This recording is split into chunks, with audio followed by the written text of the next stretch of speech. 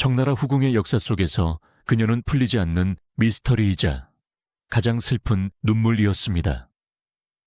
다른 여인들이 13살 꽃다운 나이에 입궁할 때 그녀는 26살이라는 늦은 나이에 알 수 없는 과거의 상처를 안고 자금성에 발을 들였습니다. 그녀의 이름은 헤란주. 그녀의 지난 26년은 역사책에서 지워져 있습니다. 그녀가 누구와 결혼했었는지, 어떤 아픔을 겪었는지 아무도 모릅니다. 하지만 한 가지 분명한 것은 그 깊은 슬픔을 간직한 눈동자가 천하를 호령하던 황제의 마음을 단숨에 훔쳐버렸다는 사실입니다. 그러나 하늘은 그녀에게 황제의 사랑을 준 대신 너무나 가혹한 대가를 요구했습니다. 목숨보다 사랑했던 어린 아들의 죽음, 그 충격으로 시름시름 앓다 결국 33살의 짧은 생을 마감한 비운의 여인. 황제의 심장을 가졌으나 정작 지키고 싶었던 단 하나를 잃고 무너져버린 여인. 헤란주의 삶은 세상에서 가장 화려했지만 동시에 가장 처절한 비극이었습니다. 17세기 초 만주 평원은 거대한 용광로와 같았다.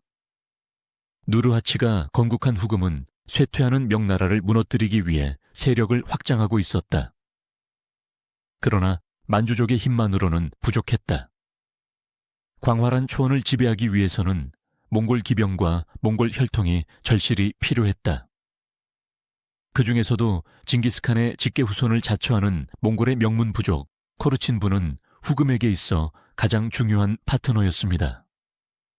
이 동맹을 묶어주는 가장 확실한 밧줄은 바로 결혼이었습니다. 이것은 사랑이 아닌 생존을 위한 비즈니스였습니다. 1614년 홍타이즈는 코르친 부족장의 딸인 철철을 아내로 맞이합니다. 그녀가 바로 훗날의 효단문 황후입니다. 철철은 온화하고 덕망이 높은 여인이었습니다. 그녀는 홍타이지의 내조를 완벽하게 해냈고 후금과 코르친 부족 사이에 가교 역할을 충실히 수행했습니다. 하지만 운명의 장난일까요? 아니면 하늘의 뜻일까요? 철철은 딸만 셋을 낳았을 뿐 제국을 이어갈 아들을 낳지 못했습니다. 코르친 부족의 발등에는 불이 떨어졌습니다. 만약 다른 부족 출신의 후궁이 먼저 아들을 낳아 황태자가 된다면 우리 코르친 가문의 미래는 어떻게 되는가? 그들의 권력을 유지하기 위해서는 반드시 코르친의 피를 이어받은 황자가 필요했습니다. 부족의 장로들은 긴급 회의를 열었고 결단을 내립니다. 철철의 조카이자 부족 내에서 가장 영리하고 아름다운 소녀를 추가로 시집 보내자. 그렇게 선택된 소녀가 바로 전설적인 여걸 분부타이였습니다. 1625년 분부타이가 홍타이지에게 시집 왔을 때 그녀의 나이는 고작 13이었습니다. 그녀는 아름다웠을 뿐만 아니라 몽골어와 만주어에 능통했고 정치적 식견이 뛰어났습니다. 고모인 황후 철철과 조카인 분부타이, 이 두 여인이 홍타이지의 후궁을 장악하면서 코르친 부족의 위상은 하늘을 찔렀습니다. 분부타이는 홍타이지의 총애를 받으며 차근차근 입지를 다져나갔습니다. 그녀는 자신이 낳을 아들이 훗날 황제가 될 것이라 믿어 의심치 않았을 것입니다. 하지만 9년이라는 긴 세월이 흘러도 분부타이 역시 아들을 낳지 못하고 연달아 딸만 셋을 낳았습니다. 코르친 부족은 다시 한번 초조해지기 시작했습니다. 홍타이지의 세력은 날로 커져 이제 황제 칭호를 눈앞에 두고 있는데 정작 황위를 이을 코르친의 아들은 없었기 때문입니다. 또 다른 여인이 필요하다. 이번에는 실수해선 안 된다. 가장 확실한 여인을 보내야 한다. 이 절박한 상황에서 코르친 부족이 꺼내든 마지막 히든카드가 바로 분부타이의 친언니 헤란주였습니다. 1634년 헤란주가 입궁할 당시 그녀의 나이는 26세였습니다. 현대 사회에서 26세는 한창 젊은 나이입니다. 하지만 17세기 여성들이 초경을 시작하자마자 13에서 15세에 시집을 가던 시절에 26세는 노처녀를 넘어 할머니 소리를 들을 수도 있는 나이였습니다. 당시 평균 수명을 고려하면 이미 손자를 볼 수도 있는 나이였습니다. 게다가 그녀는 분부타이의 친언니입니다. 동생이 13살에 시집가서 9년 동안 아이를 낳고 궁중 생활을 하는 동안 언니인 헤란주는 도대체 어디서 무엇을 하고 있었던 것일까요? 코르친 부족은 왜 진작 언니를 보내지 않고 동생을 먼저 보냈을까요? 그리고 왜 이제 와서 홍해를 훌쩍 넘긴 그녀를 황제에게 보낸 것일까요? 정사인 참 청사고에는 그녀의 입궁 전 기록이 전무합니다. 마치 누군가 의도적으로 지워버린 것처럼 그녀의 과거는 백지로 남겨져 있습니다. 이 공백이 수많은 야사와 추측을 낳았습니다. 가장 유력하고 설득력 있는 가설은 제가설입니다. 헤란주는 10대 시절 이미 몽골의 다른 부족이나 귀족에게 시집을 갔었을 가능성이 매우 큽니다. 당시 몽골 풍습에서는 남편이 죽으면 형사취수제를 따르거나 친정으로 돌아오는 경우가 있었습니다. 아마도 그녀의 첫 번째 결혼 생활은 불행했거나 남편이 일찍 요절하여 과부가 되었을 것입니다. 상상해 보십시오. 남편을 잃고 친정으로 돌아온 과부, 혹은 병약하여 홍의를 놓쳐버린 늙은 딸. 그녀는 코르친 부족 내에서도 실패한 인생 혹은 아픈 손가락 취급을 받았을지도 모릅니다. 화려하게 주목받으며 황비가 된 동생 분부타이와 달리 헤란주는 초원의 구석진 게르에서 양떼를 바라보며 쓸쓸하게 늙어갈 운명이었습니다. 그녀의 눈빛에 깃든 그 깊은 우수와 처연함은 바로 이 잃어버린 20대의 세월이 만들어낸 흔적이었을 것입니다. 하지만 1634년의 정세는 급박했습니다. 홍타이지는 차하르 몽골을 정복하고 명나라 침공을 준비하고 있었습니다. 코르친 부족은 다급했습니다. 과부면 어떠한가? 나이가 많으면 어떠한가? 그녀는 보르지기트 가문의 핏줄이다. 부족의 어른들은 헤란주를 불러 앉혔습니다. 내 동생과 고모가 아들을 낳지 못하고 있다. 네가 가야겠다. 그것은 명령이자 가문을 위한 희생의 강요였습니다. 헤란주는 거절할 수 없었습니다. 그녀는 자신의 의지와 상관없이 짐을 꾸려야 했습니다. 어쩌면 그녀는 자포자기한 심정이었을지도 모릅니다. 이미 한 번 망가진 인생, 황제의 후궁이 된들 무엇이 달라지겠는가. 그저 고모와 동생의 시중이나 들다가 죽겠지. 그녀가 짐을 싣고 심양으로 향하는 마차에 올랐을 때 그녀는 꿈에도 몰랐을 것입니다.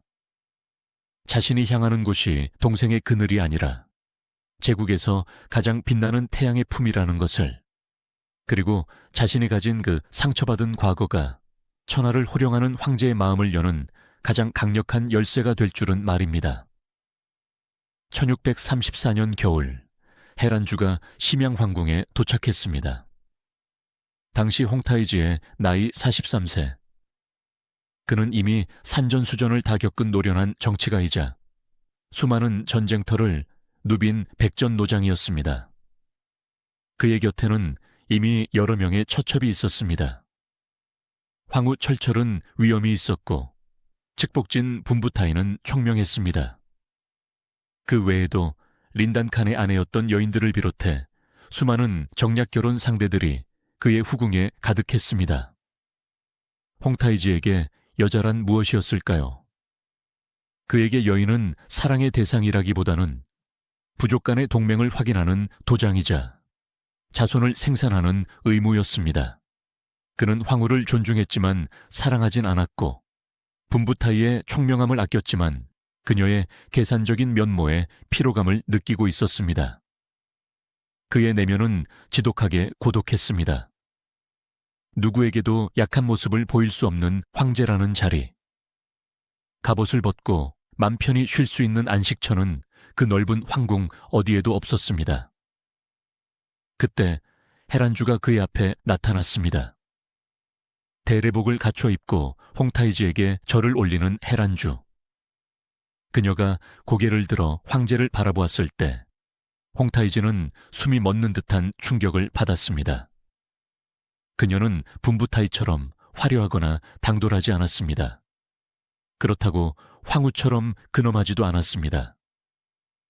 26세라는 나이가 무색할 만큼 그녀의 피부는 백옥처럼 고왔고 무엇보다 그녀의 눈동자가 문제였습니다. 그 눈 속에는 세상의 모든 풍파를 겪어낸 여인만이 가질 수 있는 깊은 슬픔, 그리고 금방이라도 부서질 듯한 연약함이 담겨 있었습니다. 그것은 홍타이지가 평생 본 적 없는 종류의 아름다움이었습니다. 군간의 다른 여인들은 황제의 총애를 얻기 위해 눈을 번뜩이며 아양을 떨거나 자신의 가문을 위해 로비를 했습니다. 하지만 헤란주는 아무것도 바라지 않는 듯 했습니다. 그녀는 마치 길 잃은 사슴처럼 불안해 보였고 그 모습은 강철 같은 사내의 가슴 깊은 곳에 잠자고 있던 보호 본능을 강렬하게 자극했습니다. 이 여인은 내가 지켜주어야 한다. 홍타이지의 뇌리에 스친 첫 번째 생각이었습니다. 전쟁터에서 수천 명의 목을 베면서도 눈 하나 깜짝하지 않던 그가 이 이름 모를 늦깎이 신부 앞에서는 무장해제 되어버린 것입니다. 궁녀들은 수군거렸습니다. 저렇게 나이든 여자가 들어와서 뭘 하겠어. 게다가 동생인 서측복진보다 훨씬 촌스럽잖아. 분부타이 역시 언니를 방이면서도 내심 안도했을지도 모릅니다. 언니는 세상 물정을 모르니 내가 잘 돌봐줘야겠어. 황제 폐하께서도 예의상 몇 번 찾으시다가 마시겠지. 하지만 그날 밤부터 황궁의 기류는 기묘하게 흘러가기 시작했습니다. 홍타이지는 헤란주의 처소에 머무는 시간이 길어졌습니다. 하루가 지나고 이틀이 지나고 한 달이 지나도 황제는 헤란주의 처소를 떠날 줄 몰랐습니다. 그는 정무를 보다가도 틈만 나면 헤란주를 찾았고 좋은 음식이 들어오면 가장 먼저 헤란주에게 보냈습니다. 이것은 단순한 육체적인 탐닉이 아니었습니다. 홍타이지는 헤란주와 대화하는 것을 즐겼습니다. 헤란주는 정치를 논하지 않았습니다. 폐하, 우리 부족을 봐주십시오 라고 청탁하지도 않았습니다. 그녀는 그저 조용히 차를 따르며 황제의 지친 이야기를 들어주었습니다. 홍타이지가 전쟁터에서의 고뇌를 털어놓으면 그녀는 따뜻한 손길로 그의 거친 손을 잡아주었습니다. 그녀의 곁에 있으면 홍타이지는 황제가 아닌 한 명의 남자로 돌아갈 수 있었습니다. 그녀의 성숙함, 그리고 그 뒤에 숨겨진 연약함. 이 이중적인 매력은 홍타이지를 완전히 사로잡았습니다. 그는 이제 분부타이의 처소에는 발길조차 하지 않게 되었습니다. 13살부터 9년 동안 남편을 섬겨온 분부타이로서는 기가 막힐 노릇이었습니다. 갓 들어온, 그것도 늙은 언니가 자신의 남편을 독차지해버린 것입니다. 하지만 이것은 시작에 불과했습니다. 헤란주를 향한 홍타이지의 사랑은 점점 더 맹목적이고 파격적으로 변해갔습니다. 그것은 마치 늦게 배운 도둑질이 날 새는 줄 모른다는 말처럼 중년의 황제가 난생 처음 겪는 첫사랑의 열병과도 같았습니다. 1636년 홍타이지는 국호를 대청으로 바꾸고 황제에 즉위합니다. 이제 명실상부한 제국의 황제가 된 그는 후궁들의 서열을 재정비하고 오궁체제를 확립합니다. 이것은 후궁들의 권력 서열을 공식화하는 매우 중요한 행사였습니다. 모든 사람의 이목이 집중되었습니다. 당연히 황후는 철철이 될 것이고 그 다음 서열은 오랫동안 내조해온 분부타이나 린단 칸의 아내였던 귀족 출신의 여인들이 될 것이라 예상했습니다. 헤란주는 입궁한 지 고작 2년밖에 되지 않았고 자식도 없었으며 나이도 많았습니다. 기껏해야 하위 서열의 비정도를 받을 것이라 생각했습니다. 그러나 봉작 결과가 발표되자 황궁은 충격에 휩싸였습니다. 동궁의 주인으로 헤란주를 봉하노니 그 칭호를 신비라 하고 그 거처의 이름을 관저궁이라 명한다. 신하들은 자신의 귀를 의심했습니다. 신이라는 글자는 북극성 혹은 황제가 거처하는 곳을 뜻하는 매우 신성하고 존귀한 글자였습니다. 황후가 아닌 후궁에게 신자를 쓴다는 것은 전례가 없는 일이었습니다. 게다가 그녀의 서열은 황후 바로 다음인 제일비였습니다. 11년 먼저 시집와서 딸을 셋이나 낳고 헌신했던 동생 분부타이는 어떻게 되었을까요? 그녀는 장비에 봉해졌지만 서열은 5위, 즉 5궁의 주인 중 꼴찌였습니다. 2년 된 언니가 11년 된 동생을 까마득한 아래로 밀어내고 황후 바로 밑에 자리를 차지한 것입니다. 이것은 단순한 파격이 아니라 홍타이지가 만천에 선포한 사랑의 고백이었습니다. 더욱 로맨틱하고 노골적인 것은 그녀의 궁전 이름인 관저궁입니다. 이 이름은 시경의 주남편 첫머리에 나오는 유명한 구절에서 따온 것입니다. 홍타이지는 스스로를 군자로 헤란주를 그 군자의 유일하고 영원한 짝인 숙녀로 비유한 것입니다. 수많은 후궁이 있었지만 나의 진정한 짝은 오직 헤란주 하나뿐이라는 의미였습니다. 다른 후궁들의 궁전 이름인 인지궁, 영영궁 같은 상투적인 이름과는 차원이 다른 지극히 개인적이고 낭만적인 장명이었습니다. 분부타이는 겉으로는 언니를 축하하며 미소 지었지만 속으로는 피눈물을 흘렸을 것입니다. 그녀는 깨달았습니다. 나는 황제에게 정치적 파트너일 뿐이지만 언니는 황제의 영혼을 가진 여자구나. 권력은 나눌 수 있어도 사랑은 나눌 수 없는 법. 자매 사이에는 보이지 않는 거대한 벽이 생겼습니다. 이제 관저궁은 황궁의 새로운 중심이 되었습니다. 홍타이지는 밤마다 관저궁으로 향했습니다. 그는 헤란주가 기침만 해도 어이를 부르고 난리를 쳤습니다. 그녀가 좋아하는 남쪽의 과일을 구하기 위해 천리길을 달려 말을 보내기도 했습니다. 신하들은 수군거렸습니다. 황제께서 여사에게 빠져 정사를 그르치시는 게 아닌가. 하지만 홍타이지는 아랑곳하지 않았습니다. 그는 오히려 헤란주와 함께 있을 때 머리가 맑아지고 판단력이 좋아진다고 느꼈습니다. 헤란주는 홍타이지의 사랑을 받으며 점점 더 아름다워졌습니다. 20대의 그림자는 사라지고 사랑받는 여인 특유의 화사함이 그녀를 감쌌습니다. 하지만 그녀의 마음 한구석에는 늘 불안감이 자리 잡고 있었습니다. 이 사랑이 언제까지 갈까? 나는 나이가 많고 아이도 없다. 언젠가 폐하의 마음이 변하면 나는 어떻게 되는가? 그녀의 불안을 잠재울 유일한 방법은 황자를 낳는 것뿐이었습니다. 그러나 나이가 많은 그녀에게 임신은 쉬운 일이 아니었습니다. 황제와 합방한 지 수년이 지나도록 소식이 없자 군간에서는 다시 뒷말이 나오기 시작했습니다. 신비마마는 성녀가 아닌가? 황제의 총애를 저리 받고도 배가 부르지 않으니 말이야. 그러던 1637년의 어느 날 헤란주는 몸에 이상한 변화를 느꼈습니다. 헛구역질이 올라오고 평소 좋아하던 음식 냄새가 역겹게 느껴졌습니다. 떨리는 마음으로 태의를 불렀습니다. 진맥을 하던 태의의 눈이 커졌습니다. 마마, 축하드립니다. 회임이십니다. 이 소식은 즉시 홍타이지에게 전해졌습니다. 정무를 보던 홍타이지는 붓을 던져버리고 관저궁으로 달려갔습니다. 그의 나이 46세, 헤란주의 나이 29세에 찾아온 기적 같은 아이였습니다. 홍타이지는 헤란주를 끌어안고 어린아이처럼 기뻐했습니다. 하늘이 나를 버리지 않았어. 우리의 사랑의 결실을 내려주셨다. 하지만 이것이 비극의 서막이 될 줄은 그때는 아무도 알지 못했습니다. 가장 높은 곳에 오른 순간 운명의 수레바퀴는 가장 깊은 절벽을 향해 굴러가기 시작했습니다.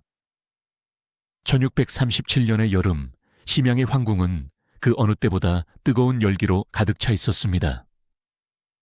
태양의 열기 때문이 아니었습니다. 황제 홍타이지의 심장이 사랑과 기대로 불타오르고 있었기 때문입니다. 황궁의 가장 깊은 곳, 관저궁의 문턱이 닳도록 황제의 발길이 이어졌고, 대의들은 밤낮 없이 대기하며 긴장 속에 헤란주의 숨소리 하나하나를 체크했습니다. 헤란주, 신비. 26세라는 늦은 나이에 입궁하여 제국의 주인이 된 여인. 이제 그녀는 황제의 아이를 품고 있었습니다. 그것은 단순한 잉태가 아니었습니다. 홍타이지에게 이 아이는 하늘이 자신의 사랑을 인정해 주었다는 증표였고, 헤란주에게는 불안했던 자신의 입지를 다지고 사랑하는 남편에게 줄 수 있는 최고의 선물이었습니다. 하지만 운명은 가혹하게도 가장 높은 곳에 오른 인간을 가장 깊은 바닥으로 떨어뜨릴 준비를 하고 있었습니다. 가장 행복했던 순간이 가장 처절한 비극의 전주곡이 될 줄은 관저궁의 그 누구도 알지 못했습니다. 숭덕 2년 7월 8일, 관저궁에서 우렁찬 아기 울음소리가 터져 나왔습니다. 응애, 응애, 그 소리는 자금성의 높은 담장을 넘어 황제의 집무실까지 들리는 듯했습니다. 산파가 떨리는 목소리로 외쳤습니다. 마마, 왕자님이십니다. 아주 건강한 황자님이십니다. 소식을 들은 홍타이지는 채통도 잊은 채 맨발에 가까운 차림으로 관저궁으로 달려갔습니다. 그의 나이 46세, 이미 7명의 아들을 둔 아버지였지만 그는 마치 첫 아이를 얻은 젊은 아비처럼 흥분해 있었습니다. 방 안으로 들어선 홍타이지는 땀에 젖어 탈진한 헤란주와 그녀의 품에 안긴 핏덩이 아들을 번갈아 보았습니다. 헤란주가 힘없는 미소를 지으며 말했습니다. 폐하, 당신의 아들입니다. 홍타이지는 떨리는 손으로 아기를 안아들었습니다. 갓 태어난 아기는 눈도 뜨지 못하고 꼬물거리고 있었지만 홍타이지의 눈에는 세상에서 가장 완벽한 생명체로 보였습니다. 그는 아기의 이마에 입을 맞추며 중얼거렸습니다. 고맙다. 정말 고맙다, 헤란주. 네가 내게 천하를 주었구나. 홍타이지의 눈에서 뜨거운 눈물이 흘러내려 아기의 볼에 떨어졌습니다. 전쟁터에서 수만의 적을 베면서도 눈 하나 깜짝하지 않았던 철혈 군주가 이 작은 생명 앞에서 무너져 내린 것입니다. 그에게 이 아이는 단순한 8번째 아들이 아니었습니다. 자신이 진정으로 사랑한 유일한 여인, 헤란주가 낳은 사랑의 결실이자 자신의 뒤를 이어 제국을 통치할 진정한 후계자였습니다. 이미 장남 호격은 29세의 건장한 청년으로 전장에서 공을 세우고 있었고 다른 후궁들이 낳은 아들들도 무럭무럭 자라고 있었습니다. 하지만 홍타이지의 마음속에서 그들은 모두 과거였습니다. 헤란주가 낳은 이 8황자만이 그의 미래였습니다. 8황자가 태어난 지 며칠 지나지 않아 홍타이지는 조정에 폭탄 선언을 합니다. 청나라 역사상 전무후무한 그리고 파격적인 조칙이 내려졌습니다. 하늘이 짐에게 적통을 내려주셨으니 이 기쁨을 만천하와 함께 나누고자 한다. 이에 대사멸령을 내리노라. 전국의 죄수들을 석방하고 과거의 죄를 묻지 않겠다. 신하들은 경악했습니다. 대사면은 황제가 즉위하거나 황태자를 공식적으로 책봉할 때나 행하는 국가 최고의 경사였습니다. 고작 후궁이 낳은, 그것도 서열 8번째인 황자가 태어났다고 해서 대사면을 내리는 것은 전례가 없는 일이었습니다. 이것은 홍타이지가 만천에 이렇게 선포한 것이나 다름없었습니다. 이 아이가 바로 나의 후계자다. 서열은 8번째지만 내 마음속에서는 이 아이가 첫 번째다. 홍타이지는 여기서 멈추지 않았습니다. 그는 몽골 각 부족에게 사신을 보내 황자의 탄생을 알리고 축하 사절단을 요구했습니다. 조선과 명나라 접경 지역에도 이 소식을 퍼뜨렸습니다. 관저궁은 금은보화로 가득 찼고 해란주의 지위는 사실상 황후와 동급, 아니 황후를 능가하는 수준으로 격상되었습니다. 이 상황을 지켜보는 다른 후궁들의 심정은 어땠을까요? 특히 해란주의 여동생이자 오궁 중 서열 5번째인 장비 분부타이의 마음은 타들어갔습니다. 그녀는 이때 만삭의 몸이었습니다. 언니는 아들을 낳아 황제가 대사명까지 내렸는데 자신의 뱃속에 있는 아이는 태어나기도 전에 찬밥 신세가 된 것입니다. 언니의 아들이 황태자가 된다면 내 아이는 평생 신하로 살아야 한다. 아니, 어쩌면 숙청당할지도 모른다. 분부타이는 태교에 전념하면서도 불안에 떨었습니다. 황후 철철 역시 겉으로는 조카의 출산을 축하했지만 내심 코르친 가문의 권력 구도가 해란주에게로 완전히 쏠리는 것을 경계했습니다. 하지만 그 누구도 홍타이지의 맹목적인 기쁨에 찬물을 끼얹을 수는 없었습니다. 황제의 눈에는 오직 해란주와 팔황자, 두 사람밖에 보이지 않았기 때문입니다. 1637년 가을부터 겨울까지 관저궁에는 웃음소리가 끊이지 않았습니다. 이것은 해란주의 인생에서, 아니 홍타이지의 인생에서 가장 행복하고 평화로웠던 황금기였습니다. 홍타이지는 정무가 끝나면 곧장 관저궁으로 퇴근했습니다. 그는 위험 있는 황제의 가면을 벗어 던지고 평범한 아버지가 되었습니다. 아기가 울면 서툴게 달래기도 하고 아기가 방긋 웃으면 세상을 다 얻은 듯 기뻐하며 신하들에게 자랑했습니다. 보라, 이 아이의 눈매가 나를 닮지 않았느냐. 이 이마는 제 어미를 닮아 아주 훤하구나. 해란주 역시 어머니로서의 행복을 만끽했습니다. 그녀는 늦은 나이에 얻은 이 아이가 너무나 소중해서 유모에게만 맡기지 않고 직접 젖을 물리고 기저귀를 갈았습니다. 26년의 외롭고 쓸쓸했던 세월이 이 작은 생명으로 인해 완전히 보상받는 느낌이었습니다. 이제 더 바랄 것이 없다.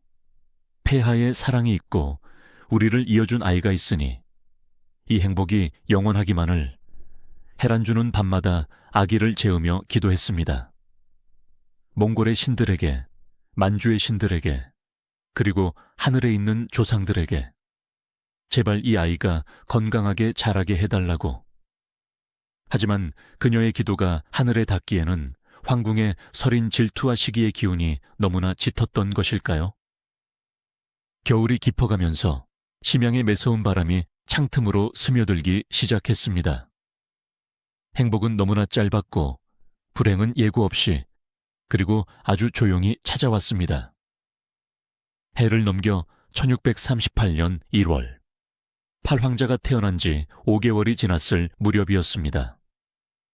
건강하던 아기가 갑자기 시름시름 앓기 시작했습니다. 처음에는 가벼운 감기인 줄 알았습니다. 하지만 아기의 열은 떨어지지 않았고 젖을 거부하며 계속해서 울어댔습니다. 해란주는 공포에 질렸습니다. 그녀는 밤을 새워가며 아기를 간호했습니다. 아가, 제발 아프지 마라. 어미가 대신 아플 테니 제발. 홍타이지 역시 모든 정무를 중단하고 관저궁을 지켰습니다. 전국의 명의들을 불러 모으고 귀하다는 약재는 모두 쓰게 했습니다. 무당을 불러 구슬하고 사찰에 막대한 시주를 하며 기도를 올렸습니다.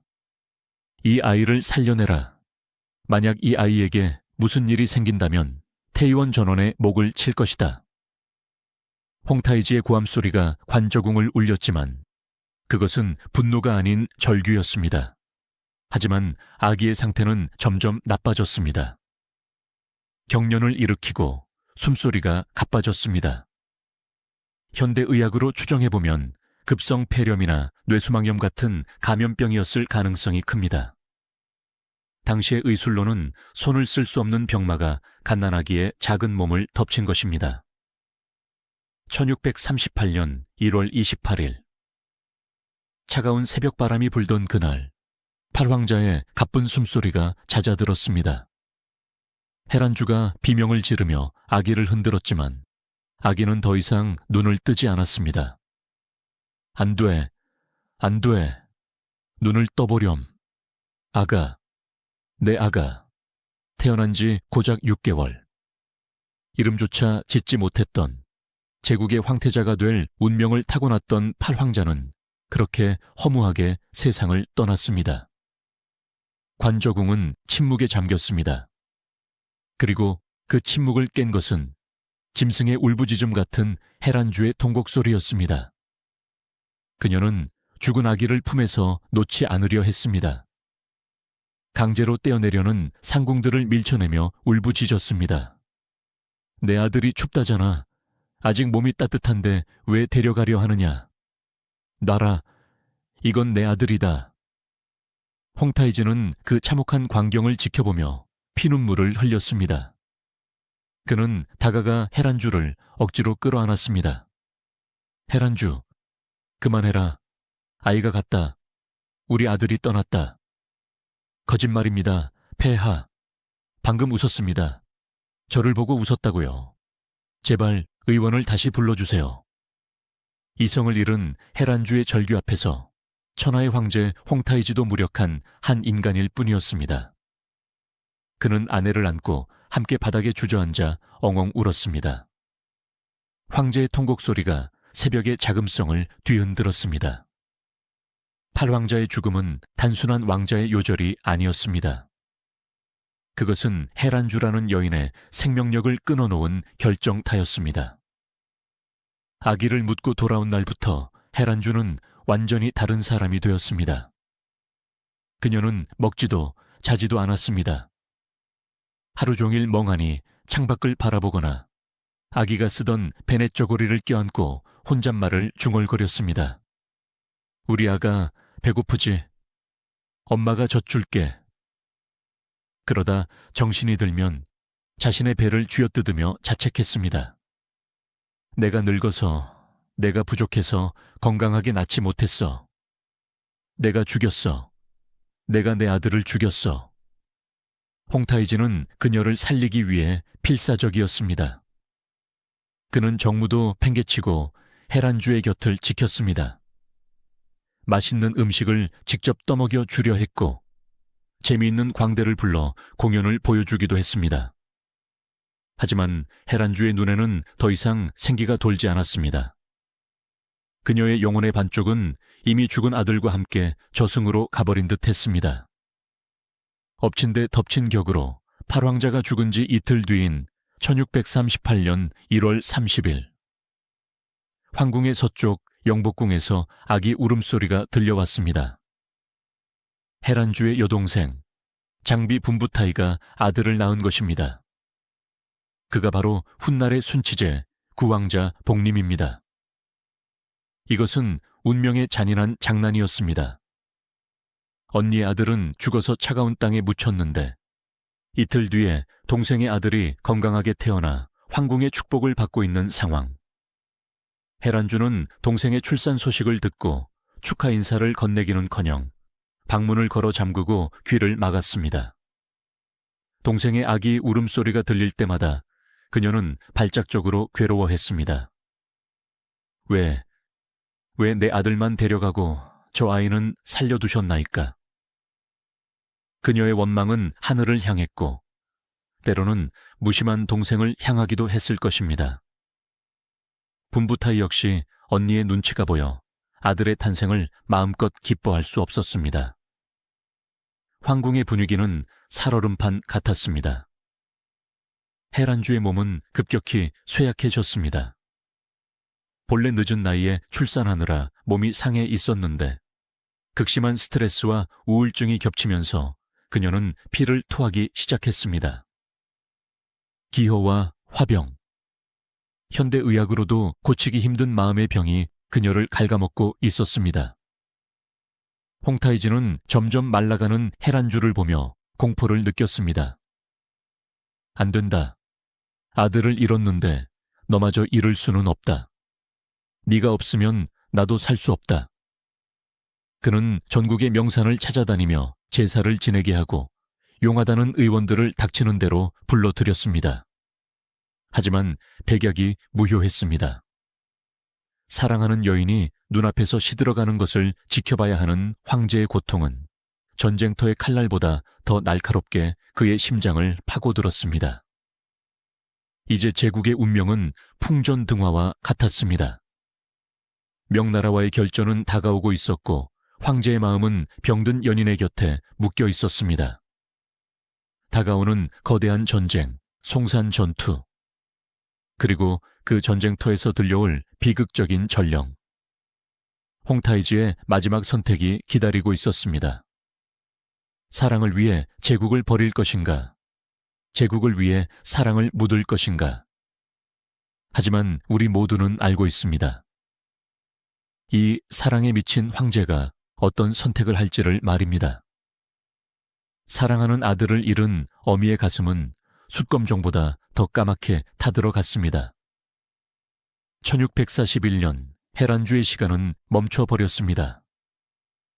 관저궁의 화려한 비단 커튼 뒤에서 제국의 태양을 사로잡았던 여인은 시들어가는 꽃처럼 생명의 빛을 잃어가고 있었습니다. 하지만 세상은 그녀의 슬픔을 기다려주지 않았습니다. 역사의 수레바퀴는 잔인하게도 가장 위태로운 순간에 가장 거대한 시련을 몰고 왔습니다. 저 멀리 산해관 밖 중원을 지배하던 명나라가 최후의 방역을 준비하고 있었기 때문입니다. 천하를 통일해야 하는 황제로서의 의무, 그리고 죽어가는 아내를 지켜야 하는 지아비로서의 사랑. 홍타이즈는 이 잔혹한 갈림길 위에 서게 됩니다. 칼을 들 것인가, 아니면 연인의 손을 잡을 것인가. 1641년 동북아시아의 정세는 폭풍 전야였습니다. 청나라는 명나라의 숨통을 끊기 위해 요동 지역의 요충지인 금주를 포위하고 있었습니다. 하지만 명나라 역시 만만치 않았습니다. 명나라의 마지막 희망이자 최고의 명장인 홍승주가 무려 13만 명의 정예군을 이끌고 청나라 군대를 격파하기 위해 북상하고 있었습니다. 이것은 송산금주 전투. 청나라가 중원으로 들어갈 수 있느냐, 아니면 여기서 무너져 만주로 쫓겨나느냐를 결정짓는 건국 이래 최대의 위기이자 기회였습니다. 심양 황궁의 급보가 날아들었습니다. 폐하, 명나라 홍승주의 기세가 맹렬합니다. 아군이 고전하고 있습니다. 폐하께서 직접 친정하지 않으시면 전선이 무너질 수도 있습니다. 홍타이즈는 고민에 빠졌습니다. 황제인 그가 직접 가면 군의 사기가 오르고 승기를 잡을 수 있다는 것을 누구보다 잘 알고 있었습니다. 하지만 그의 발목을 잡는 것은 단 하나, 병상에 누워있는 헤란주였습니다. 그는 관저궁으로 갔습니다. 헤란주는 이미 수척해져 뼈만 앙상하게 남은 상태였습니다. 홍타이즈는 그녀의 차가운 손을 잡고 차마 떨어지지 않는 입을 열었습니다. 헤란주, 지미 전장에 다녀와야 할 것 같다. 홍승주라는 자가 만만치 않아 내가 가지 않으면 안 될 것 같구나. 헤란주는 힘겹게 눈을 떠 남편을 바라보았습니다. 그녀는 알고 있었습니다. 이 남자가 자신을 얼마나 사랑하는지, 그리고 동시에 얼마나 위대한 군주인지. 그녀는 자신의 병이 남편의 발목을 잡는 짐이 되기를 원치 않았습니다. 그녀는 가쁜 숨을 몰아쉬며 미소 지었습니다. 폐하, 다녀오십시오. 저는 괜찮습니다. 꼭 승리하고 돌아오셔야 합니다. 제가 여기서 기다리겠습니다. 폐하가 오실 때까지 죽지 않고 기다리겠습니다. 그것은 거짓말이었습니다. 그녀는 직감하고 있었습니다. 이것이 마지막이 될지도 모른다는 것을. 홍타이즈 역시 그 말을 믿지 않았지만 믿어야만 했습니다. 그는 헤란주의 이마에 입을 맞추고 뒤돌아서 눈물을 훔치며 방을 나섰습니다. 기다려라. 내 반드시 승전보를 가지고 누구보다 빨리 돌아오겠다. 갑옷을 입는 홍타이지의 손은 떨리고 있었습니다. 제국을 위한 출정이었지만 그의 마음은 이미 심양에 남겨져 있었습니다. 홍타이지가 전선에 도착하자 청나라군의 사기는 하늘을 찔렀습니다. 그는 명장 홍승주의 허를 찌르는 기가 막힌 작전을 펼쳤습니다. 명나라 군대의 보급로를 끊고 그들을 송산성에 고립시키는 포위 섬멸 작전을 지휘했습니다. 홍타이지의 천재적인 군사적 재능이 유감없이 발휘되는 순간이었습니다. 하지만 밤이 되면 위대한 정복자는 사라지고 근심에 찬 중년의 남편만이 남았습니다. 막사 안촛불 아래서 홍타이지는 잠을 이루지 못했습니다. 전황 보고서를 읽다가도 심양 쪽 하늘을 바라보며 한숨을 쉬었습니다. 심양에서 온 전령은 없느냐? 예, 폐하. 아직 없습니다. 무소식이 희소식이라 했거늘. 헤란주, 제발 조금만 더 버텨다오. 그 시각, 심양의 관저궁. 헤란주의 생명 불꽃은 바람 앞에 등불처럼 꺼져가고 있었습니다. 그녀는 수시로 혼절했고 깨어나면 헛것을 보았습니다. 폐하, 어디 계십니까? 너무 춥습니다. 우리 아들이 저기서 손짓합니다. 황후철철과 동생 분부타이가 그녀의 곁을 지켰지만 헤란주가 찾는 사람은 오직 홍타이지뿐이었습니다. 태이들은 고개를 저었습니다. 마음의 준비를 하셔야 할 것 같습니다. 오늘 밤을 넘기기 힘들지도 모릅니다. 황후철철은 결단을 내려야 했습니다. 전쟁 중인 황제에게 이 소식을 알리는 것은 금기였습니다. 자칫하면 황제의 심기를 어지럽혀 전쟁을 망칠 수도 있기 때문입니다. 하지만 헤란주가 저토록 애타게 찾는데, 그리고 황제가 그녀를 얼마나 아끼는지 아는데 알리지 않을 수도 없었습니다. 결국 황후는 전령을 띄웁니다. 신비의 병세가 위독하다. 속히 알리라. 전투가 한창이던 9월 13일, 심양에서 온 긴급 전령이 홍타이지의 막사에 도착했습니다. 홍타이지는 전령의 표정만 보고도 불길함을 느꼈습니다. 떨리는 손으로 서신을 펼친 그의 눈동자가 흔들렸습니다. 그 순간 홍타이지의 머릿속에서 전쟁이라는 단어는 하얗게 지워졌습니다. 명나라 군대도 천하통일의 대업도 황제의 채통도 더 이상 중요하지 않았습니다. 그는 즉시 부관들을 소집했습니다. 도르곤, 제르제르, 너희들이 남은 군대를 지휘해라. 홍승주는 도간에 든 쥐다. 포위망만 유지하면 된다. 폐하, 어디를 가시려 합니까? 아직 승패가 완전히 결정나지 않았습니다. 참모들은 기겁했습니다. 총사령관인 황제가 그것도 아내의 병문안을 위해 전쟁터에서 이탈한다니? 군법으로 따지면 말이 안 되는 상황이었습니다. 하지만 홍타이지의 눈에서는 살기가 뿜어져 나오고 있었습니다. 누구도 그를 말릴 수 없었습니다. 말을 대령하라. 짐의 앞길을 막는 자는 베어버리겠다. 홍타이지는 호위병 몇 명만 대동한 채 말에 올랐습니다. 전선인 송산에서 수도 심양까지는 약 500에서 600리의 거리. 당시 군대 행군 속도로는 세서 5일이 걸리는 먼 길이었습니다. 하지만 홍타이지는 채찍을 휘두르며 미친 듯이 달리기 시작했습니다. 쉬지 않았습니다. 밥도말 위에서 육포를 씹으며 해결했고 잠도 자지 않았습니다. 말이 지쳐 거품을 물고 쓰러지면 즉시 다른 말로 갈아타고 다시 달렸습니다. 밤에는 횃불의 의지에 어둠을 뚫고 달렸습니다. 차가운 가을 바람이 그의 얼굴을 때렸지만 그는 아무것도 느끼지 못했습니다. 그의 입에서는 끊임없이 주문 같은 중얼거림이 흘러나왔습니다. 헤란주, 안 된다. 나를 두고 가지 마라. 조금만 기다려라. 내가 가고 있다. 이것은 황제의 행차라기보다는 죽음과 경주하는 한 남자의 처절한 사투였습니다. 그는 전쟁터의 영웅이 아니라 사랑하는 여인을 잃을까봐 공포에 질린 나약한 인간이었습니다.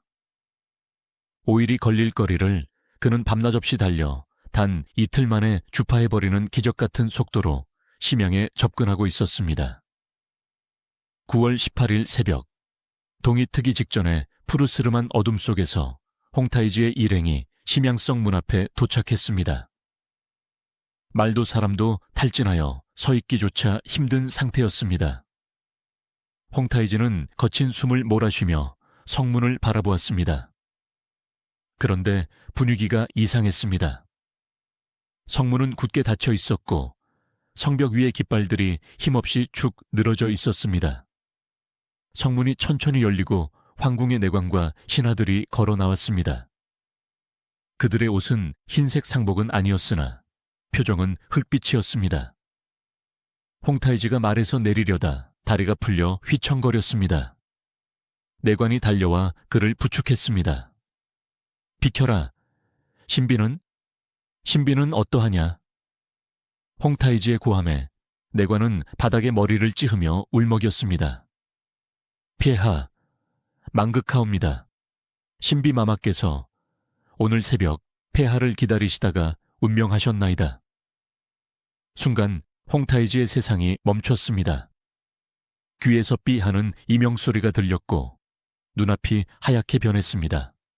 이틀 밤낮을 죽도록 달려왔는데 겨우 몇 시간 차이로, 아니 몇 분 차이로 늦은 것입니다. 마지막 눈빛을 교환할 찰나의 순간조차 하늘은 허락하지 않았습니다. 거짓말이다. 그럴 리가 없다. 나를 기다린다고 했다. 내가 온다고 했는데. 홍타이지는 내관을 밀치고 다시 말에 오르려 했지만 힘이 빠져 바닥에 주저앉고 말았습니다. 천하를 호령하던 황제가 흙바닥에 주저앉아 어린아이처럼 울음을 터뜨렸습니다. 유악, 헤란주, 헤란주. 그의 비명은 심양성의 새벽 공기를 찢어 발겼습니다. 그것은 단순한 슬픔이 아니었습니다. 지켜주지 못했다는 죄책감, 마지막 약속을 지키지 못했다는 회한, 그리고 이제 다시는 그녀를 볼 수 없다는 영원한 상실감이 뒤섞인 절규였습니다. 신하들은 감히 황제를 일으켜 세우지 못하고 함께 엎드려 통곡했습니다. 전쟁터에서 승전보를 기다리던 제국의 운명보다 한 여인의 죽음이 황제에게는 더 큰 세상의 멸망이었습니다. 홍타이지는 비틀거리며 일어났습니다. 그의 눈은 텅 비어 있었습니다. 관저궁으로 가자. 그녀가 자고 있을 것이다. 내가 가서 깨워야 한다. 그는 마치 영혼이 빠져나간 사람처럼 휘청거리며 황궁 안으로 걸어 들어갔습니다. 관저궁의 문은 활짝 열려 있었지만 그 안에서 흘러나오는 것은 향냄새와 흐느끼는 소리뿐이었습니다. 홍타이지가 관저궁의 침전으로 들어섰을 때 그곳에는 하얀 천으로 덮인 헤란주의 시신이 놓여 있었습니다. 그는 떨리는 손으로 천을 걷어내었습니다. 마치 잠이 든 것처럼 평온한 얼굴. 하지만 핏기는 사라졌고 몸은 차갑게 식어 있었습니다. 그녀의 나이 향년 33세. 너무나 짧고 너무나 뜨거웠던 생이 그렇게 끝난 것입니다. 홍타이지는 차가운 헤란주의 뺨에 자신의 얼굴을 비비며 속삭였습니다. 내가 왔다. 헤란주, 내가 왔다. 눈 좀 떠보아라. 응?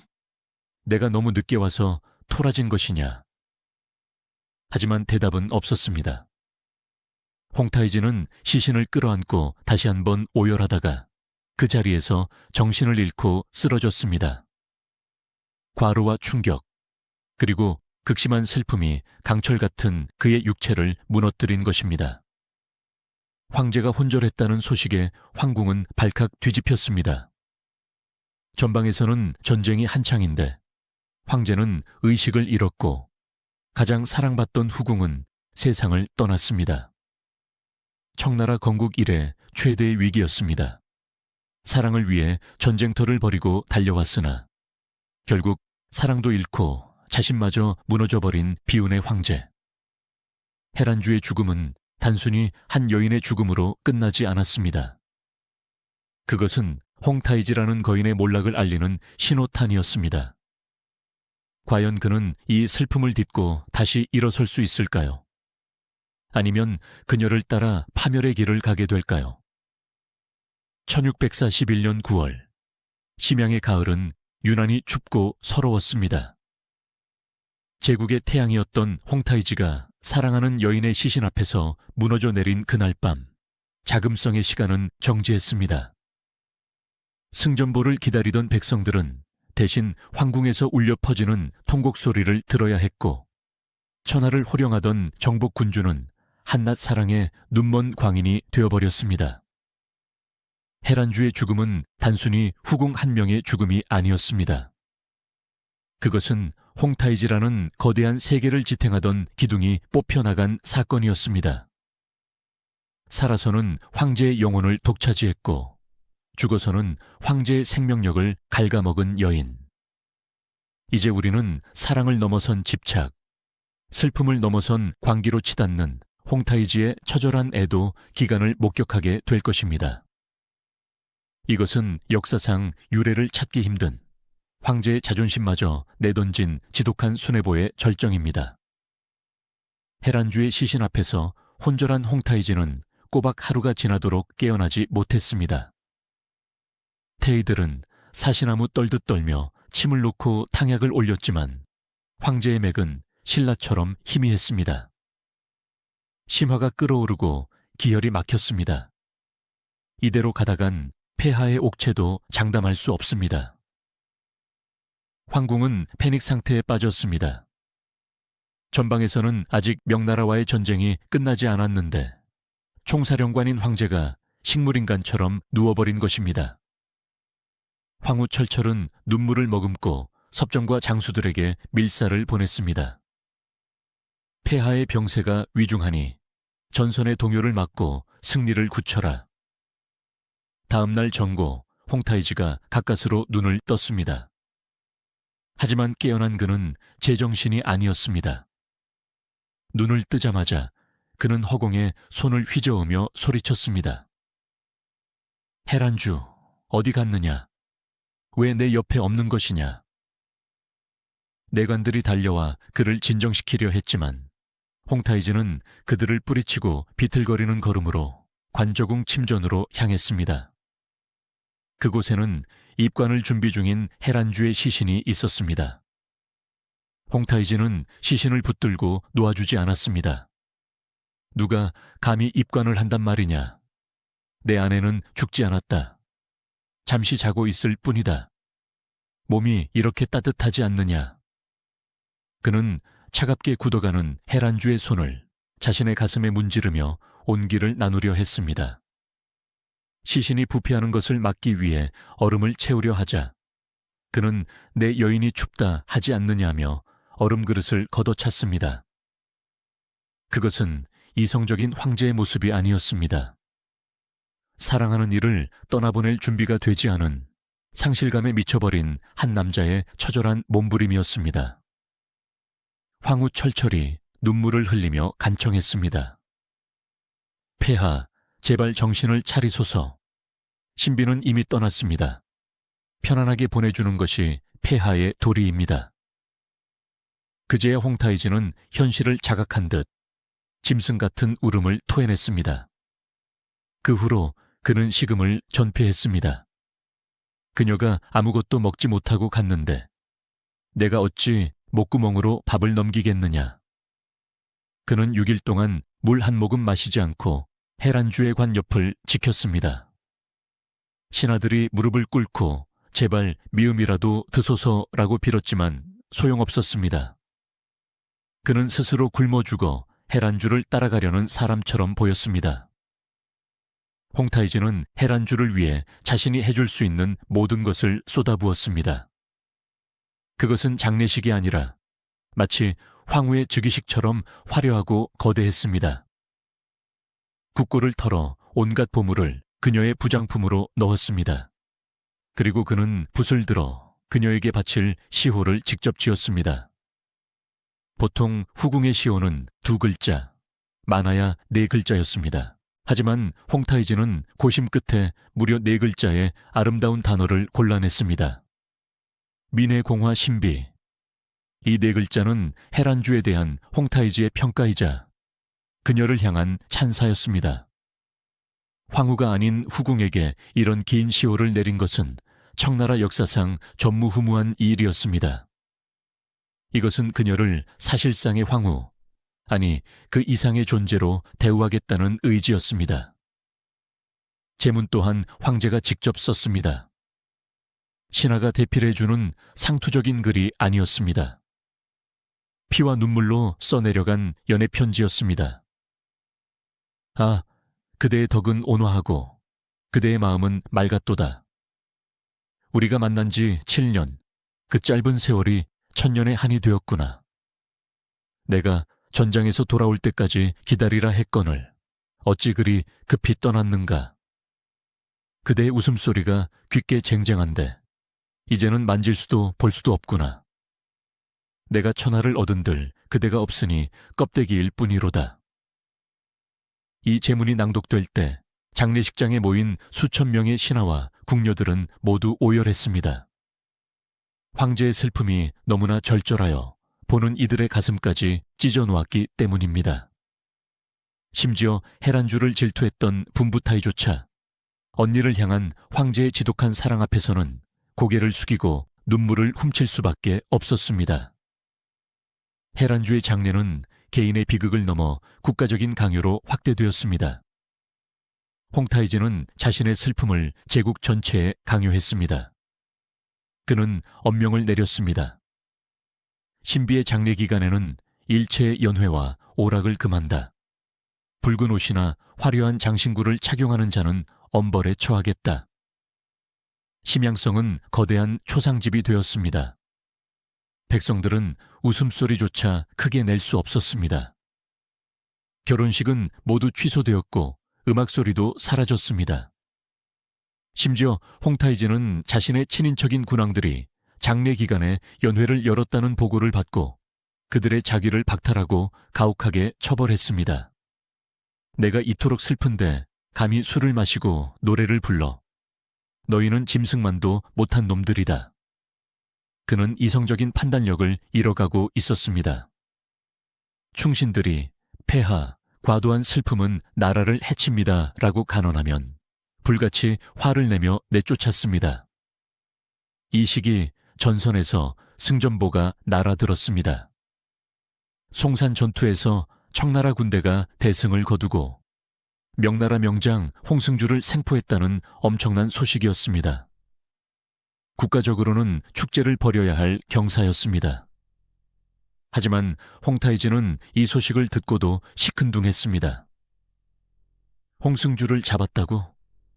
그게 무슨 소용인가?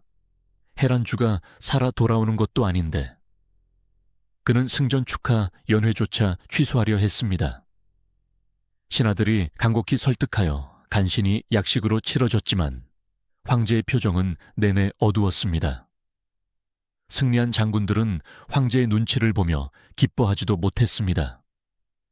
헤란주의 죽음은 승리의 기쁨마저 집어삼킨 블랙홀과 같았습니다.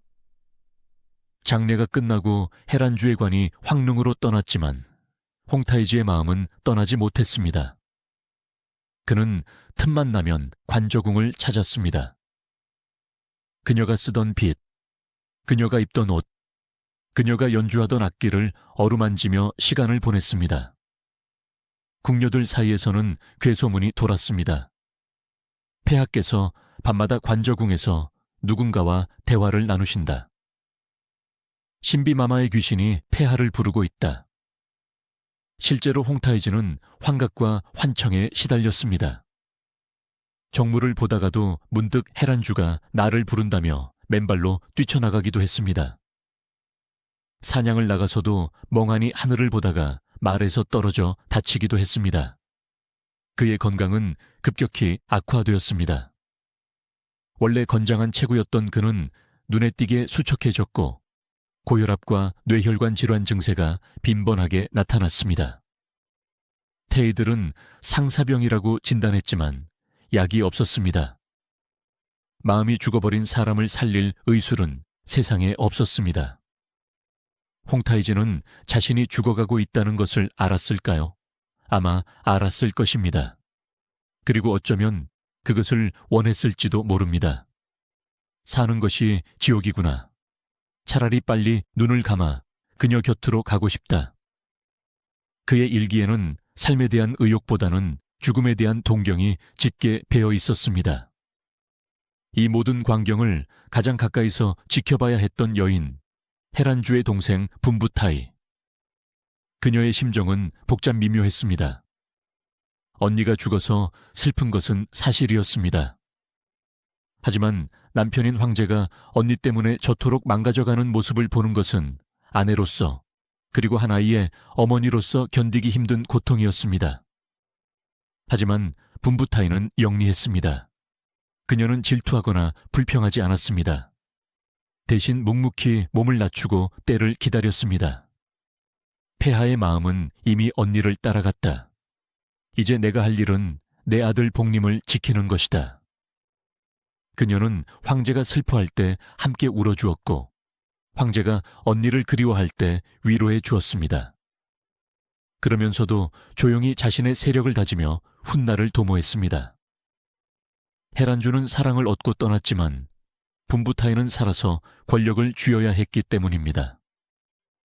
역사는 잔인하게도 가장 사랑받던 여인의 죽음이 가장 강인한 여인의 등장을 위한 발판이 되는 아이러니를 연출하고 있었습니다. 헤란주가 떠나고 2년이 차에 되지 않은 1643년 여름. 홍타이즈의 상태는 걷잡을 수 없이 나빠졌습니다. 그는 자주 코피를 쏟았고 앉아있기도 힘들 정도로 현기증을 느꼈습니다. 그해 8월 9일, 홍타이즈는 평소처럼 정무를 보고 있었습니다. 명나라와의 전쟁은 마무리 단계에 접어들었고 제국의 기틀은 탄탄했습니다. 하지만 황제의 육신은 한계에 다다랐습니다. 밤이 깊어갈 무렵 홍타이즈는 가슴에 극심한 통증을 느꼈습니다. 그는 가슴을 움켜쥐고 의자 뒤로 넘어갔습니다. 비명도 지르지 못했습니다. 주마등처럼 스쳐가는 기억들, 전쟁터의 함성, 피냄새, 그리고 눈보라 속에서 자신을 기다리던 헤란주의 미소. 이제 가는구나. 헤란주, 오래 기다렸지? 내가 간다. 위대한 정복자 청태종 홍타이즈는 그렇게 서재에서 홀로 쓸쓸하게 생을 마감했습니다. 향년 52세, 쌓이는 뇌출혈 또는 심근경색으로 추정되지만 사람들은 모두 알고 있었습니다. 그가 헤란주를 너무 그리워하다가 따라간 것이라고. 전쟁터의 칼날도 뚫지 못했던 그의 심장을 멈추게 한 것은 바로 그리움이라는 이름의 병이었습니다. 황제의 붕어 소식이 전해지자 제국은 또다시 슬픔에 잠겼습니다. 하지만 이번 슬픔은 달랐습니다. 그것은 한 시대의 종말이자 새로운 격동의 시작을 알리는 신호탄이었습니다. 홍타이즈는 죽어서야 비로소 헤란주의 곁으로 갔습니다. 살아서는 관저궁과 청령궁으로 나뉘어 있었지만 이제 그들은 저승에서 영원히 함께할 수 있게 된 것입니다. 하지만 지상에 남겨진 사람들의 이야기는 아직 끝나지 않았습니다. 황제가 후계자를 지명하지 않고 급사했기 때문입니다. 권력의 공백, 그리고 시작되는 암투. 헤란주의 동생 분부타이가 드디어 역사의 전면에 등장할 시간이 다가오고 있었습니다. 1643년 8월, 청태종 홍타이즈가 사랑하는 여인 헤란주를 그리워하다 숨을 거두었습니다. 제국의 거인이 쓰러지자 그가 남긴 거대한 그림자 속에서 숨죽이고 있던 야망들이 일제히 고개를 들기 시작했습니다. 홍타이지는 헤란주의 죽음 이후 삶의 의지를 놓아버렸기에 후계자에 대한 명확한 유언조차 남기지 못하고 떠났습니다. 이것은 제국에게 남겨진 마지막 시련이자 피비린내 나는 권력투쟁의 서막이었습니다. 황제의 관 앞에서는 모두가 눈물을 흘렸지만 소매 속에는 단검을 숨기고 있었습니다. 과연 누가 비어있는 용상의 주인이 될 것인가? 이 치열한 생존 게임의 중심에 헤란주의 그림자에 가려져 있던 여동생 효장태우 분부타이가 서서히 모습을 드러냅니다.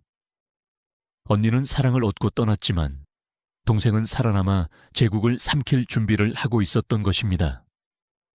홍타이지의 시신이 채 식기도 전에 심양 황궁은 화약고로 변했습니다. 황위 계승을 둘러싸고 조정은 정확히 두 패로 갈라졌습니다. 한쪽은 홍타이지의 장남 숙친왕 호격이었습니다. 그는 34세의 건장한 무장이자 정황기와 양황기라는 황제 직속 부대의 지지를 받고 있었습니다. 명분상 장자 계승이 유력해 보였습니다. 선왕의 장자인 내가 황위를 잇는 것이 하늘의 이치다. 다른 한쪽은 홍타이지의 이복동생이자 당대 최고의 실력자 예친왕 도르곤이었습니다. 그는 홍타이지를 도와 수많은 전쟁을 승리로 이끈 전쟁 영웅이었고 정백기를 이끄는 막강한 군벌이었습니다. 어린 조카가 아니라 능력 있는 형제가 이어받아야 제국이 산다. 양측의 군대가 심양성 내에서 대치했습니다. 자칫하면 내전이 벌어져 청나라가 중원으로 들어가기도 전에 스스로 자멸할 수도 있는 절체절명의 위기였습니다.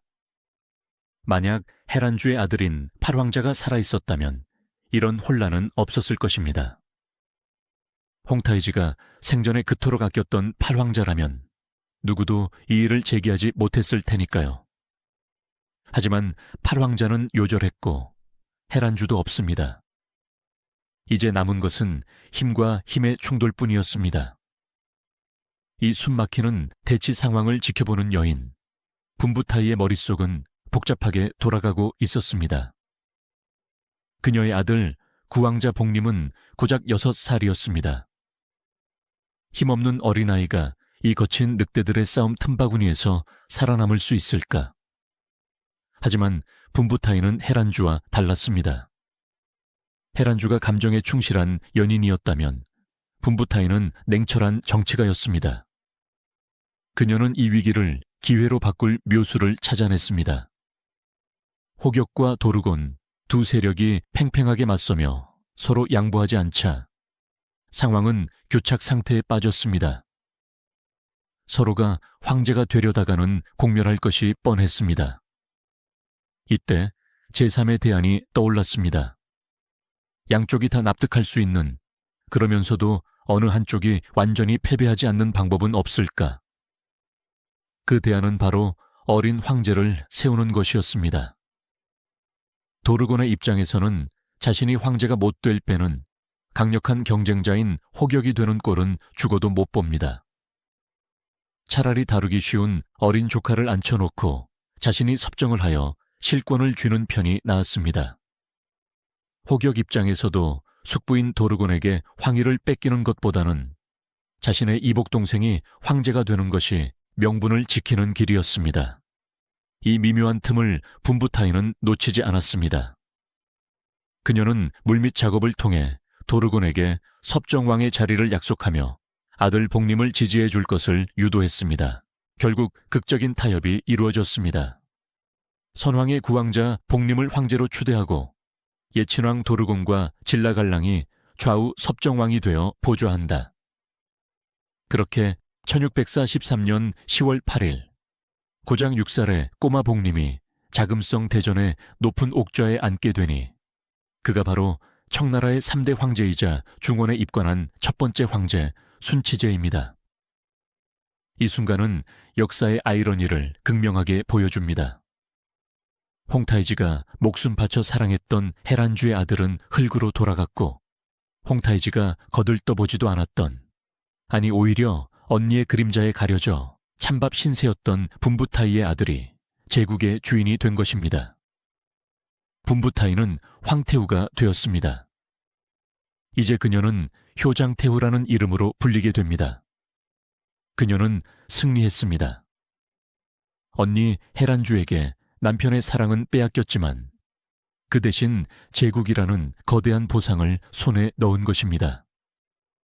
그녀가 옥좌에 앉은 어린 아들을 바라보며 무슨 생각을 했을까요?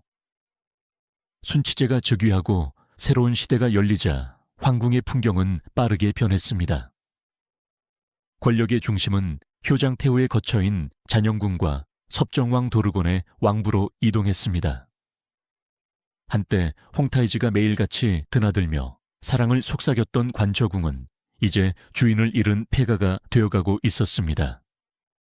새로운 권력자들에게 헤란주는 잊고 싶은, 아니 지워야만 하는 존재였습니다. 효장태후에게 헤란주는 자신의 흑역사이자 콤플렉스였습니다.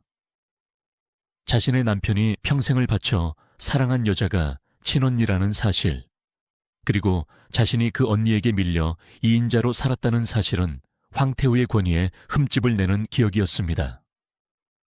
도르곤에게도 헤란주는 형 홍타이지의 약점이자 오판의 상징이었습니다. 여자에 미쳐서 정사를 돌보지 않았다는 비판의 근거 있으니까요. 그래서였을까요?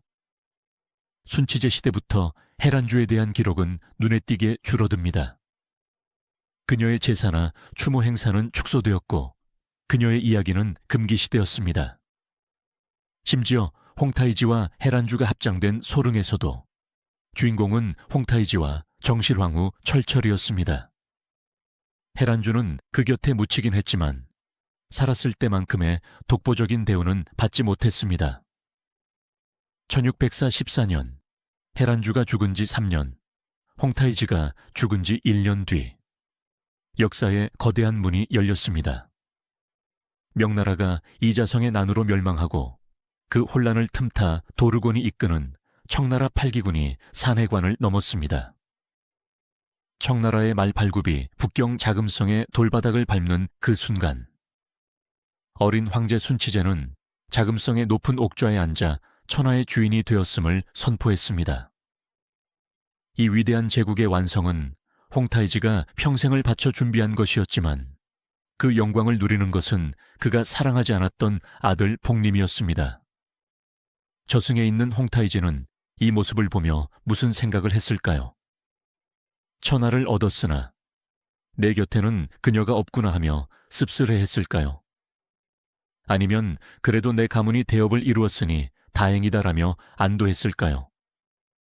헤란주의 이름은 이제 화려한 제국의 역사 뒤편으로 사라져가고 있었습니다.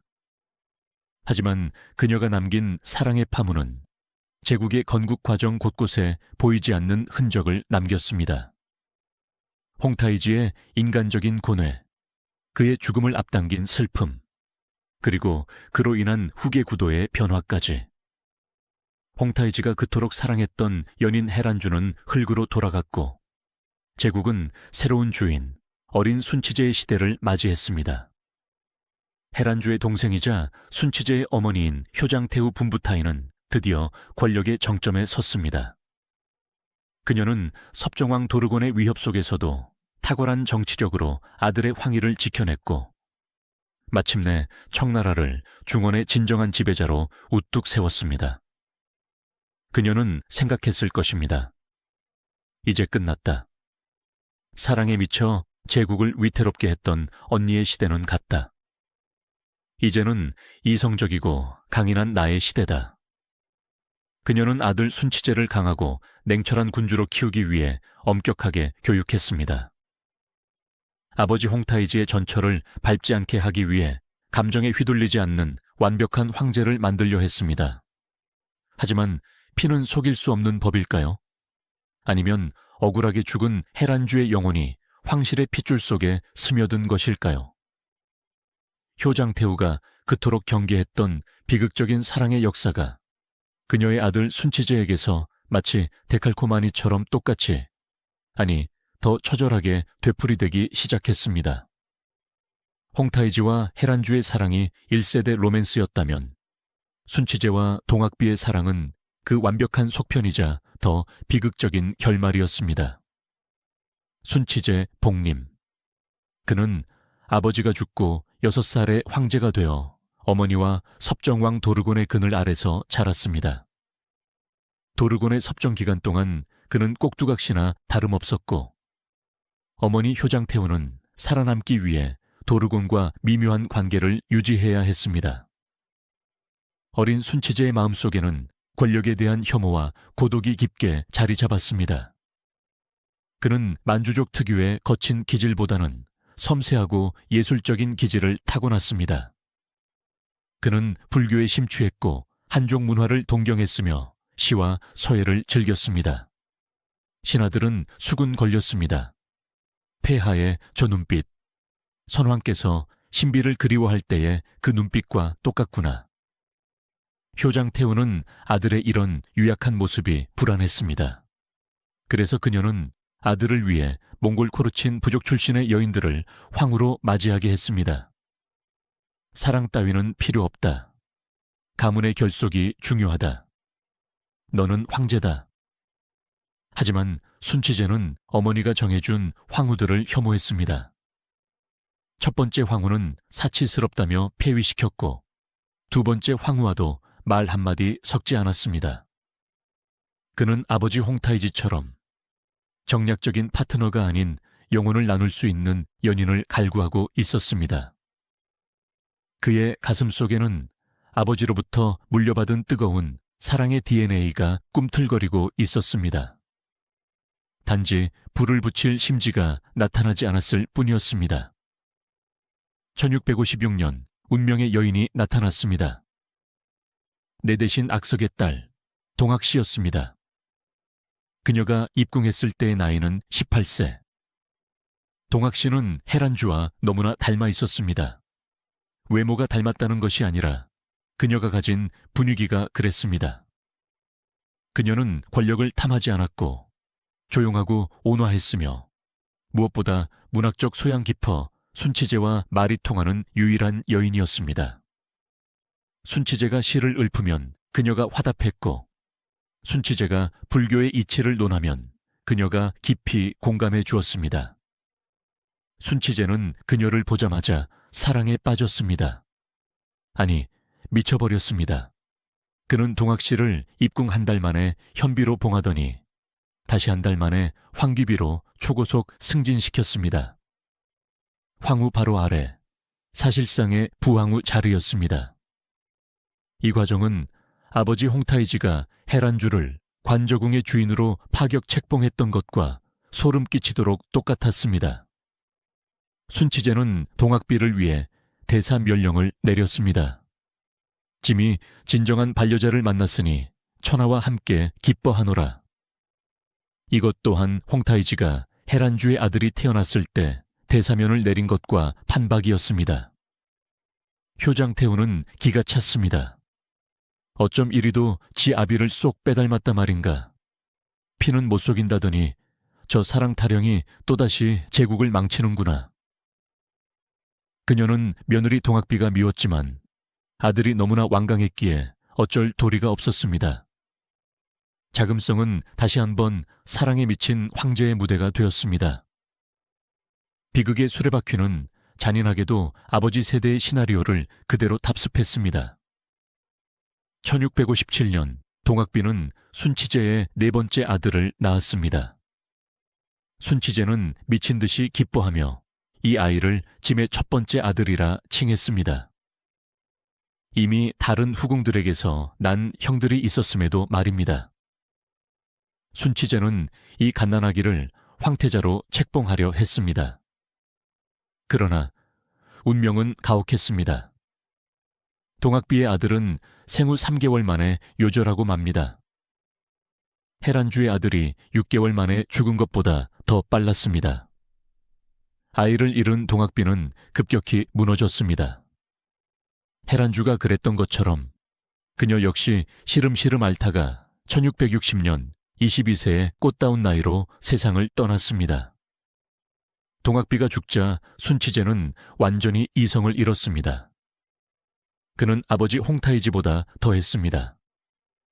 그는 동학비에게 효헌황후라는 시호를 추서했는데 이는 황후가 아닌 후궁에게 황후의 시호를 내린 파격 중의 파격이었습니다.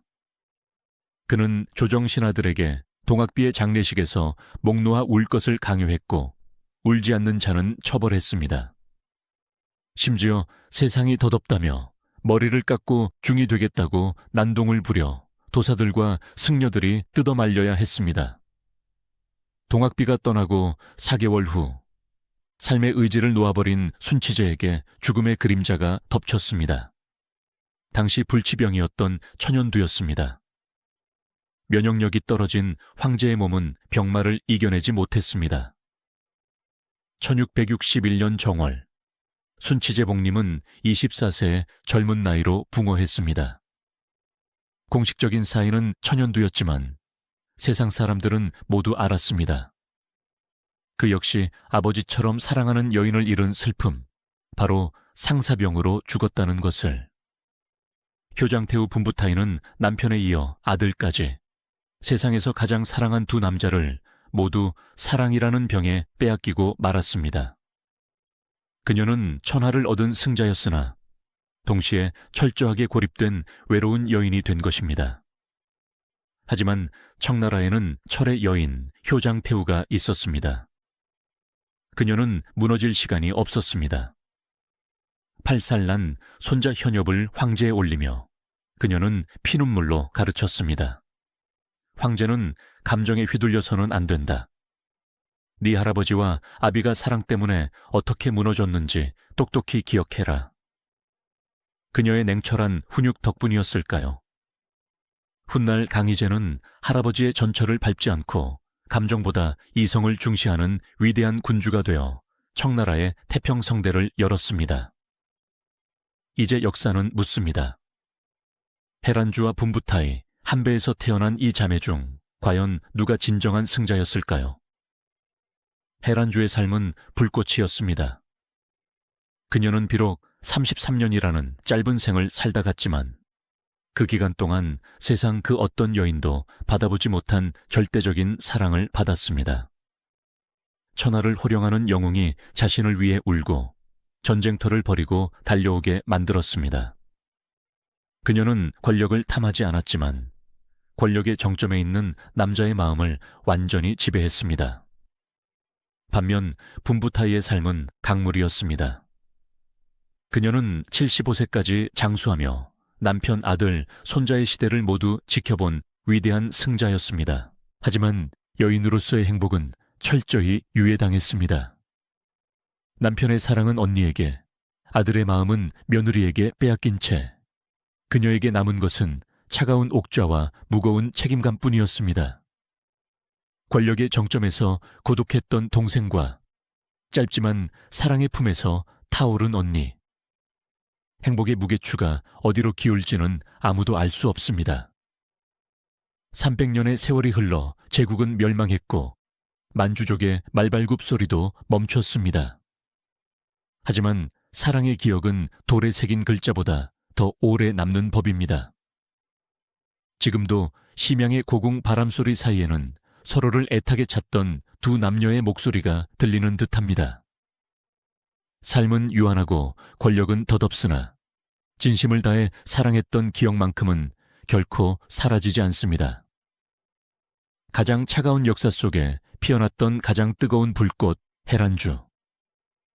그녀의 이름은 제국의 역사책 귀퉁이에 작게 적혀 있지만 사랑을 아는 모든 이들의 가슴 속에는 가장 큰 이름으로 기억될 것입니다.